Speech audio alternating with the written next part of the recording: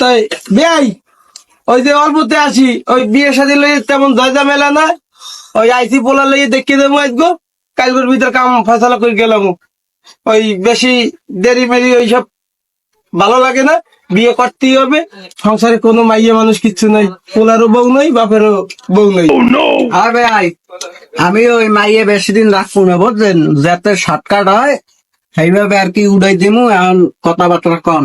আব্বা ও আব্বা আমি আজগুই বিয়ের মু আব্বা আমি আজগুই বিয়ের বিয়ে দিতে এসেছি আজকে বিয়ের মি কিরম কথা কও মানুষজন গুরুজন দেখো না না আব্বা, আমার এক্সের পছন্দ হয়েছে আব্বা, আমি থাকতে পারবো না। আজকে বিয়ে করা লাগবে আব্বা।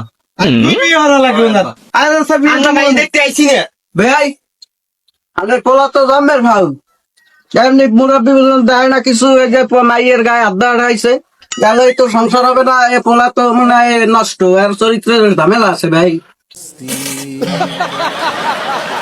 ও বেয়াই ওই